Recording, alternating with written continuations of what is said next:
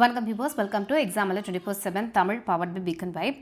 அழகாக சொன்ன தேதியில் கன் பாயிண்டில் நோட்டிஃபிகேஷனை ரிலீஸ் பண்ணிட்டாங்க TNPSC. So combine technical services எக்ஸாமினேஷனுக்கு என்னென்ன டீட்டெயில்ஸ் அப்படிங்கிறது இந்த வீடியோ பார்த்து தெரிஞ்சுக்கலாம். ஸோ நீங்கள் நம்ம பார்த்த மாதிரி கம்பைன் டெக்னிக்கல் சர்வீசஸ் எக்ஸாமினேஷன் அப்படிங்கிறது ஒரு நான் இன்டர்வியூ போஸ்ட் அண்ட் இது வந்து ஒரு சிங்கிள் ஸ்டேஜ் எக்ஸாம் தாங்க. ஓகேவா, சிங்கிள் ஸ்டேஜ் எக்ஸாம் தான். ஸோ மல்டிபிள் ஸ்டேஜஸ் 3 ஸ்டேஜஸ் அப்படிங்கிறது கிடையாது, சிங்கிள் ஸ்டேஜ் எக்ஸாம் தான். டேட் ஆஃப் நோட்டிஃபிகேஷன் பார்த்துக்கிட்டிங்கன்னா இன்றைக்கி 21/5/2025 அண்ட் லாஸ்ட் டேட் பார்த்துக்கிட்டிங்க அப்படின்னா 25/6/2025. என்னைக்கு அப்ளிகேஷன் விண்டோ ஸ்டார்ட் ஆகுது அப்படின்னு பார்த்தீங்கன்னா 27/5/2025, அதாவது மே 27 ஆரம்பிச்சு ஜூன் 25 வரைக்கும் உங்களுக்கு டைம் இருக்குது. பட் முன்னாடி அப்ளை பண்ணிவிடுங்க. அப்ளிகேஷன் கரெக்ஷன் விண்டோக்கான டைம் பீரியட் பார்த்துக்கிட்டிங்கன்னா 29 ஜூன்லேருந்து ஜூலை 1 வரைக்கும் கொடுத்துருக்காங்க. அண்ட் எக்ஸாமோட பேட்டர்ன் பார்த்துக்கிட்டிங்கன்னா அப்படின்னா 2 பேப்பர் தாங்க. சிங்கிள் ஸ்டேஜ் எக்ஸாம் 2 பேப்பர் தான்.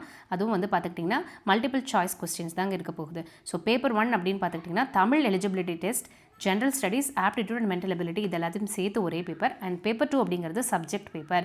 அந்த சப்ஜெக்ட் பேப்பர் உங்களுக்கு நீங்கள் என்ன சப்ஜெக்ட் நீங்கள் படிச்சிருக்கீங்களோ, உங்களோட கிராஜுவேஷனில் நீங்கள் என்ன முடிச்சிருக்கீங்களோ அந்த பேப்பரை நீங்கள் சூஸ் பண்ணிக்கலாம். ஸோ அக்ரிகல்ச்சரில் ஆரம்பிச்சு இன்ஜினியரிங் டிசிப்ளின்ஸ் எல்லாமே கொடுத்துருக்காங்க. என்விரான்மெண்டல் அண்ட் கெமிக்கல் இன்ஜினியரிங் கூட கொடுத்துருக்காங்க. Evaluation and applied research, mining, ஓகேங்களா, ஸ்டாட்டிஸ்டிக்ஸ். ஸோ எல்லா பேப்பருமே இதில் இருக்குது. ஸோ நீங்கள் இதை டீட்டெயிலாக யூஸ் பண்ணிக்கலாம். ஓகேங்களா.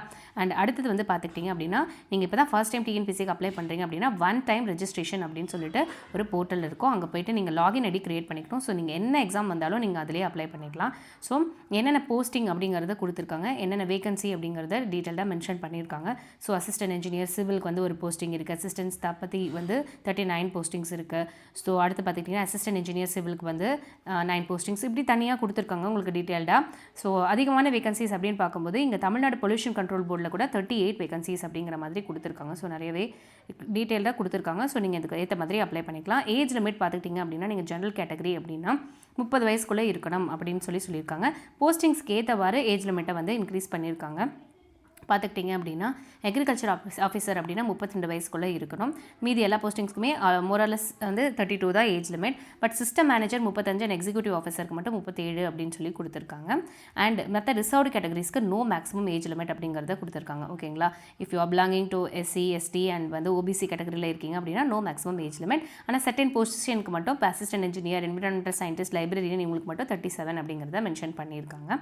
ஓகேங்களா. ஸோ இதாங்க ஏஜ் லிமிட். அண்ட் உங்களுடைய குவாலிஃபிகேஷன் என்ன தேவை அப்படிங்கிறத கொடுத்துருக்காங்க. இப்போ சிவில் அப்படின்னா அதுக்கு ரெலவெண்ட்டான நீங்கள் டிசிப்ளினில் படிச்சிருக்கணும். அசிஸ்டன்ட் இன்ஜினியர் அப்படிங்கும்போது சிவில் இன்ஜினியரிங் அப்படிங்கும்போது சிவில் இன்ஜினியரிங் முடிச்சிருக்கணும். ஓகேங்களா. ஸோ மெக்கானிக்கல் அப்படின்னு மெக்கானிக்கல், எலக்ட்ரிக்கல்னா எலக்ட்ரிக்கல். ஸோ இந்த மாதிரி அதுக்கு கரெஸ்பாண்டிங் டிகிரி நீங்கள் முடிச்சிருக்கணும் அப்படிங்கிறத அவங்க தெளிவாக மென்ஷன் பண்ணியிருக்காங்க. ஸோ இது ஒரு சிங்கிள் ஸ்டேஜ் எக்ஸாம் தான். அண்ட் 2 பேப்பர்ஸ் தான் கொடுத்துருக்காங்க. ஸோ நீங்கள் ஈஸியாக தாராளமாக கிளியர் பண்ணலாம் நீங்கள் இப்போ வந்து படித்தா கூட. அண்ட் சப்போர்ட்டிங் டாக்குமெண்ட்ஸ்லாம் என்னென்ன தேவை அப்படிங்கிறதையும் கொடுத்துட்டாங்க. நேம் ஆஃப் த போஸ்ட், ஓகேங்களா. அண்ட் அவங்க என்னென்ன தேவை அப்படிங்கிறதையும் கொடுத்துருக்காங்க. ஓகேங்களா. அண்ட் அதுக்கு ஏற்ற மாதிரி பார்த்துக்கிட்டிங்க அப்படின்னா பிடபிள்யூ கேண்டிடேட்ஸ்க்கு என்னென்ன குவாலிஃபிகேஷன் தேவை அப்படிங்கிறதையும் கொடுத்துருக்காங்க. ஓகேங்களா. ஸோ இது based on merit only. And அடுத்தது பார்த்துக்கிட்டிங்க அப்படின்னா பேப்பர் 1 அண்ட் பேப்பர் 2க்கு என்னென்ன எப்படி இருக்கும் போது பேட்டர்ன் அப்படின்னு சொல்லிட்டாங்க. எஸ்எஸ்எல்சி ஸ்டாண்டர்டில் தான் இருக்க போகுது. பார்ட்டி தமிழ் எலிஜிபிலிட்டி டெஸ்ட் அப்படிங்கிறத சொல்லியிருக்காங்க. ஜென்ரல் ஸ்டடீஸ் மட்டும் டிகிரி ஸ்டாண்டர்டில் கொடுத்துருக்காங்க. ஆப்டிடியூடும் எஸ்எஸ்எல்சி ஸ்டாண்டர்ட் தான் கொடுத்துருக்காங்க. சப்ஜெக்ட் பேப்பர் அப்படின்னு பார்க்கும்போது டிகிரி ஸ்டாண்டர்டில் இருக்கும் அப்படிங்கிறத சொல்லியிருக்காங்க. ஸோ சப்ஜெக்ட் பேப்பர் நீங்கள் படித்த டிகிரி ஸ்டாண்டர்டில் இருக்கும் அப்படிங்கிறத தெளிவாக மென்ஷன் பண்ணியிருக்காங்க. ஸோ நம்ம இதுக்கு தேவையான என்னென்ன டீட்டெயில்ஸ் இங்கே நமக்கு தேவை அப்படிங்கிறத நம்ம பார்த்துட்டோம். ஓகேங்களா. ஸோ எங்கே போய் அப்ளை பண்ணணும் அப்படிங்கிறதையும் நம்ம தெரிஞ்சுக்கிட்டோம். ஸோ டீட்டெயிலாக இது ஆன்லைன் அப்ளிகேஷன் தான். ஸோ நீங்கள் டிஎன்பிஎஸ்சி வெப்சைட்டில் 27 தாங்க ஓப்பன் ஆகுது. ஸோ 27 மே 2025 தான் உங்களுக்கு அப்ளிகேஷன் போர்ட்டலே ஓப்பன் ஆகுது. ஸோ அன்றைக்கி நீங்கள் கரெக்டாக அப்ளை பண்ண ஆரம்பிச்சிடலாம். ஸோ நாங்கள் அதுக்கான அப்டேட்டும் நாங்கள் கொடுத்துக்கிட்டே இருக்கும். ஸோ சொன்ன தேதியில் டிஎன்பிஎஸ்சி நோட்டிஃபிகேஷன் ரிலீஸ் பண்ணிட்டாங்க. இதை நீங்கள் யூட்டிலைஸ் பண்ணிக்கோங்க. கண்டிப்பாக இந்த வீடியோ உங்களுக்கு யூஸ்ஃபுல்லாக இருக்கும் அப்படின்னு நாங்கள் நம்புகிறோம். தேங்க்ஸ் ஃபார் வாட்சிங்.